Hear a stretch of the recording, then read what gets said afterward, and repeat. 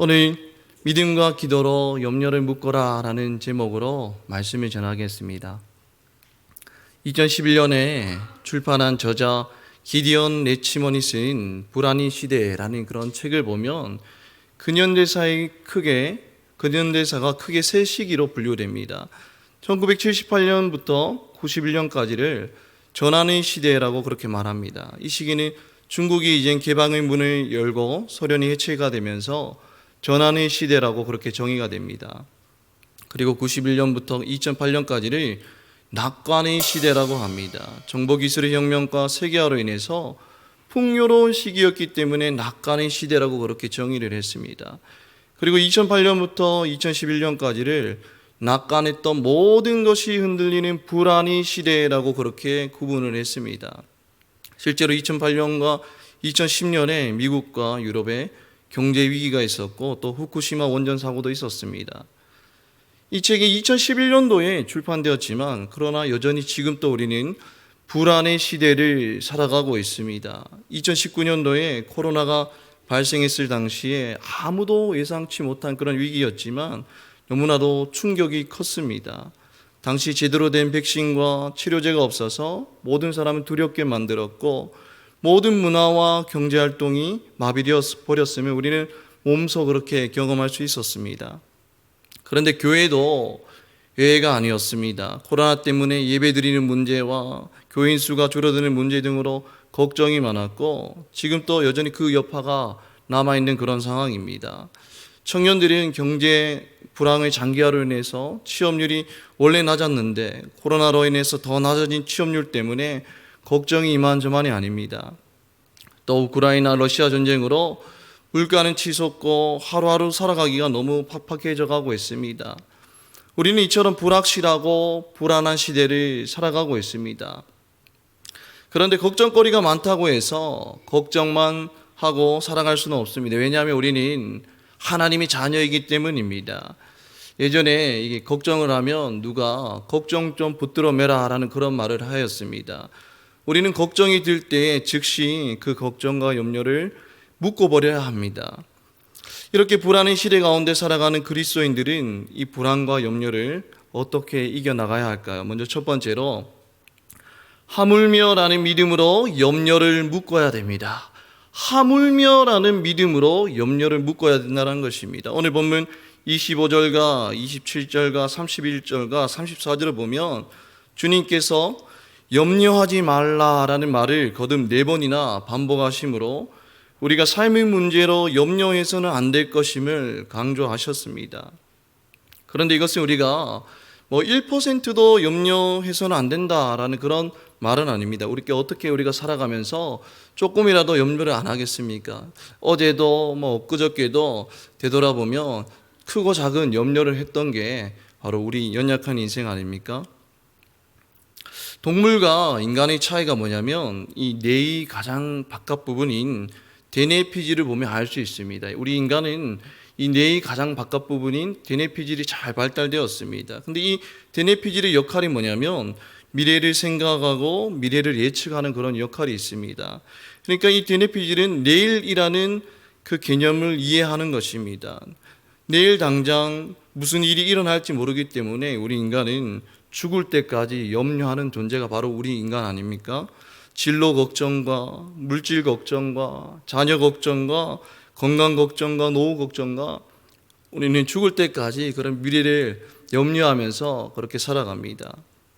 그래서 고려시대 천재 문인 이규보 선생은 이렇게 말했습니다. 사람이란 꽃씨를 심을 때는 꽃이 피지 않을까 걱정하고 꽃이 피면 꽃이 질까 걱정한다라고 그렇게 말했습니다. 걱정 많은 우리 인간의 마음을 빗대어 표현한 것입니다. 주님 또 십자가를 지시기 전날 밤에 겟세마네 동산에서 정말 큰 근심을 하셨습니다. 내 마음이 매우 고민하여 죽게 되었으니 너희는 여기 머물러 나와 함께 깨어 있으라 라고 그렇게 말씀하셨습니다. 내 마음이 매우 고민하여 죽게 되었으니 얼마나 그렇게 고민하였으면 예수님께서 그렇게 말씀하셨을까요? 그럼 오늘 본문에서 주님이 말씀하신 염려하지 말라라는 뜻은 무엇일까요? 25절에 보면 염려하지 말라라고 그렇게 말씀하고 있습니다. 근데 여기서 염려의 원어는 메림나워입니다. 이 메림나워의 뜻은 뭐냐면 깊이 숙고하다, 한 문제를 파고들다라는 그런 뜻이 있습니다. 우리가 어떤 상황을 깊이 숙고하고 파고들면 그것이 곧 묵상이 되고 이 묵상은 열매를 낳게 됩니다. 우리가 걱정을 계속 하다 보면 걱정이 가지를 치고 열매를 맺지 않습니까?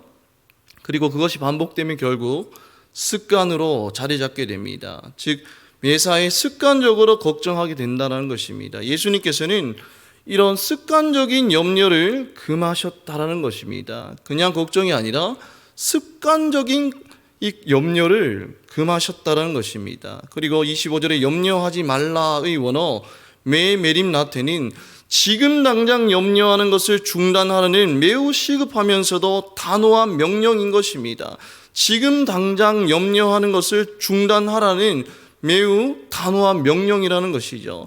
다 잘 될 거야, 걱정하지 마라는 그런 가벼운 위로 차원이 아니라 지금 당장 염려하는 것을 중단하라는 매우 단호한 명령이라는 것입니다. 우리 성도님들은 한 주간 무엇을 묵상하셨습니까? 주님이 묵상하셨습니까? 아니면 습관적으로 걱정을 묵상하셨습니까? 지금 당장 습관적인 걱정을 중단하라는 그 주님의 단호한 명령을 가슴에 새기고 모든 염려의 습관을 묶어버리는 역사가 있으시기를 주님의 이름으로 축복합니다. 이처럼 우리 문제는 습관적인 염려입니다. 그런데 이 습관적인 염려의 근원은 무엇일까요? 25절에 보면 이렇게 말씀합니다. 목숨을 위하여 무엇을 먹을까? 무엇을 마실까? 몸을 위하여 무엇을 입을까? 염려하지 말라라고 말씀합니다. 그러니까 무엇을 먹을까? 무엇을 마실까? 무엇을 입을까에 대한 염려, 한마디로 먹고 사는 문제에 대해서 염려하지 말라라는 것입니다. 오늘 날씨도 추운데 뭐 추어탕 먹으러 갈까? 아니면 닭백숙 먹으러 갈까? 이런 고민의 차원이 아닙니다. 오늘 식사하고 나서 따뜻한 아메리카노 한 잔 마실까?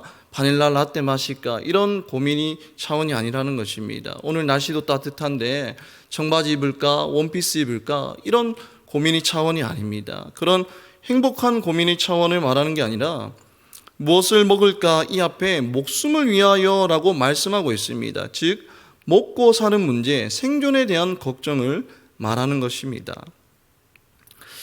출애굽할 때 이스라엘 백성들이 나온 직후부터 걱정을 합니다. 어떤 걱정을 했냐면 무엇을 마실까, 무엇을 먹을까 염려하고 근심했습니다.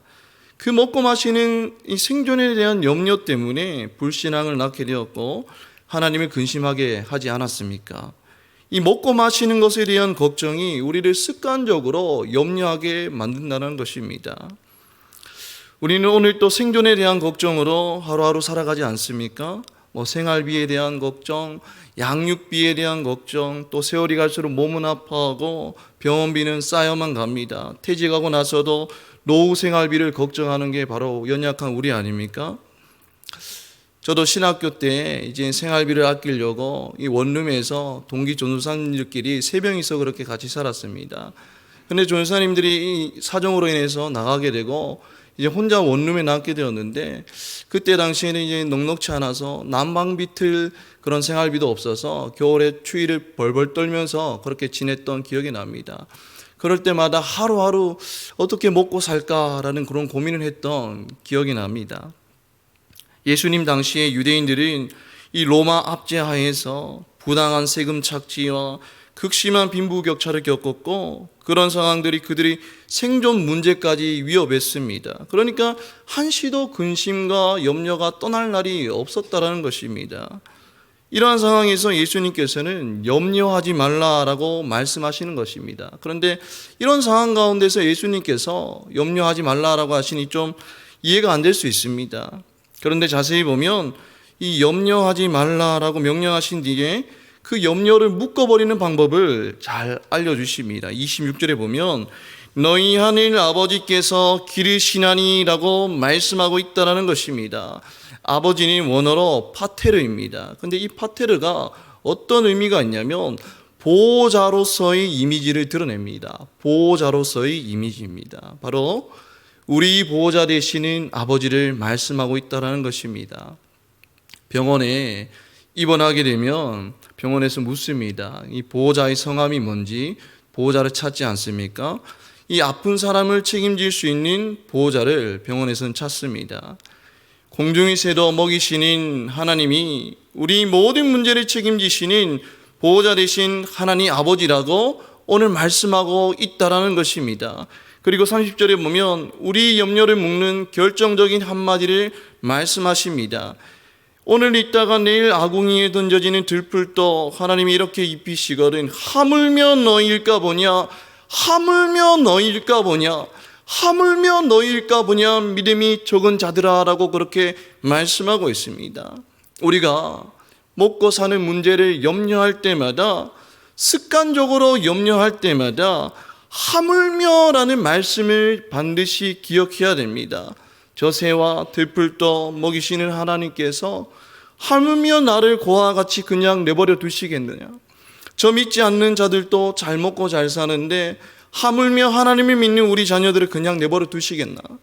세상을 이처럼 사랑하사 독생자까지 내어주신 하나님이 하물며 그의 자녀들을 책임져 주시지 않겠느냐? 우리는 고난 가운데에서 먹고 사는 문제가 힘들 때에 하물며라는 그 말씀을 기억해야 된다는 것입니다. 출애굽에서 먹고 사는 문제로 염려할 때에 이스라엘 백성의 아버지 되시는 하나님께서 그들을 어떻게 책임져 주셨죠? 만나와 메추라기로 그리고 반석 위에서 물이 나게 하심으로 그 문제를 책임져 주셨습니다. 우리 성도님들은 삶의 문제로 하루하루 버거울 때마다, 하루하루 먹고 사는 문제 때문에 너무 힘들 때마다 우리 보호자 되시는 하나님께서 우리를 책임져 주실 것이라는 하물며라는 믿음으로 모든 염려를 묶어버리는 은혜가 있기를 주님의 이름으로 축복합니다. 우리가 살다 보면 힘들 때마다 기억해야 되는 것, 두 번째는 바로 본질을 구하는 기도로 염려를 묶어야 됩니다. 본질을 구하는 기도로 염려를 묶어버려야 된다는 것입니다. 33절에 보면 그런즉 너희는 먼저 그의 나라와 그의 의를 구하라 라고 그렇게 말씀합니다. 그런즉 너희는 먼저라고 그렇게 말씀하고 있습니다. 그런데 이 먼저는 바로 원어가 프로톤입니다. 근데 이 프로톤은 상대적으로 먼저라는 정도가 아니라 절대적인 의미로 무엇보다 먼저, 첫 번째라는 그런 의미입니다. 우리가 TV에서 이 올림픽을 보면 이 경기가 끝나고 이제 카메라가 시상대를 비춥니다. 근데 시상대를 보면 1, 2, 3등이 있지 않습니까? 그런데 2등은 3등보다는 상대적으로 먼저지만 1등보다는 나중입니다. 그런데 1등은 어떻죠? 절대적으로 가장 순위가 높은 것입니다. 이 33절의 먼저도 항상 첫 번째, 무엇보다 먼저라는 절대적인 의미라는 것입니다. 이것이 무엇이냐면 우리가 기도할 때에 절대적으로 가장 먼저 해야 할 중요한 기도는 바로 하나님의 나라와 그의 의를 구하는 것이 절대적으로 먼저 기도해야 된다는 것입니다. 그런데 하나님의 나라와 의를 구하는 것은 무엇이죠?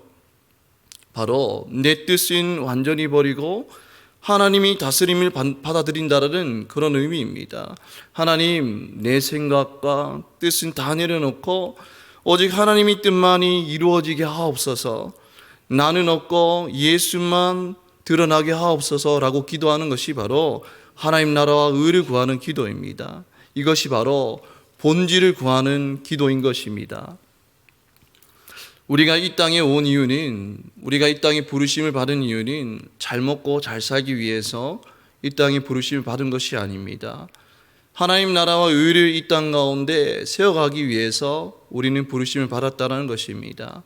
우리 삶의 본질은 바로 하나님의 나라와 의를 구하는 것이 바로 우리 삶의 본질이라는 것입니다. 그런데 하나님 나라와 의라는 그 본질을 우리가 항상 먼저 구할 때 어떤 은혜가 있냐면 33절에 이렇게 말씀하고 있습니다. 그리하면 이 모든 것을 너희에게 더하시리라 라고 말씀하고 있습니다. 이 모든 것이 무엇이죠? 31절에 말씀하고 있습니다. 무엇을 먹을까, 무엇을 마실까, 무엇을 입을까 하지 말라라고 했는데, 즉 먹고 마시고 입는 우리 생존 문제를 가리키는 것입니다. 우리가 먼저 하나님 나라와 의를 먼저 구할 때에 먹고 마시고 입는 그런 문제를 하나님께서 책임져 주시겠다라고 말씀하고 있다라는 것입니다. 그런데 우리 삶에서 이 습관적인 염려가 끊어지지 않는 이유는 무엇일까요? 바로 이 기도의 순서가 바뀌었기 때문입니다. 본질을 먼저 구하지 않고 자꾸 나의 필요만 먼저 구하지 않습니까? 본질을 먼저 구하지 않고 나를 위해서만 먼저 구하기 때문입니다. 우리는 기도할 때 우선순위가 나일 때가 많습니다. 하나님, 나에게 이것 좀 주십시오. 하나님, 나에게 저것 좀 주십시오. 하나님, 이 문제 좀 제발 해결해 주십시오. 나를 위해서 먼저 기도할 때가 있지 않습니까? 그리고 우리는 자꾸 하나님께 달라고만 합니다. 기도를 통해서 자꾸 무언가를 소유하려고 합니다. 문제 해결의 소유, 물질의 소유, 명예의 소유, 관계의 소유, 자꾸 무언가를 기도를 통해서 소유하려고 합니다. 먼저 하나님 나라를 확장해 나갈 그런 기도를 해야 되는데 자꾸 나의 나라를 계속해서 확장해 나가려고만 하는 것입니다. 그런데 나만을 위해서 먼저 기도하는 이유가 무엇일까요? 우리는 자꾸 나만을 위해서 기도하는데 나만을 위해서 기도하는 이유는 바로 아까 말씀드렸듯이 생존을 위해서 날마다 습관적으로 염려하기 때문입니다. 습관적으로 염려하기 때문에 하나님 저에게 이것 좀 해주십시오, 저것 좀 해주십시오 그렇게 기도한다는 것입니다. 이것이 바로 기도의 악순환의 반복인 것입니다. 생존을 위해서 습관적으로 자꾸 염려하니까 기도할 때 매일 나를 위한 기도가 우선이 될 때가 많습니다.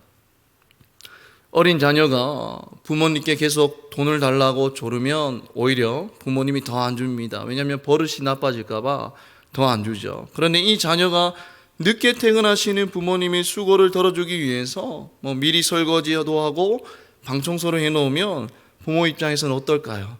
자녀가 달라고 안 해도 부모님이 알아서 맛있는 밥도 해주고 또 반찬도 해주고 용돈을 챙겨주십니다. 자녀가 부모님을 먼저 생각하면 그 뒤에 의식주의 문제는 그냥 해결된다는 것입니다. 마찬가지로 신앙도 마찬가지입니다. 우리가 먼저 하나님 나라와 의를 먼저 구하면 먹고 마시고 입는 생존의 문제를 해결해 주신다는 것입니다. 이것이 바로 염려를 묶는 비결인 것입니다. 예수님이 아버지 되신 하나님께 기도를 드리셨습니다. 그런데 그 기도를 보면 얼마나 본질적인 기도에 충실하셨는지를 우리는 알 수 있습니다. 주기도문에서 이렇게 예수님께서 기도하셨습니다.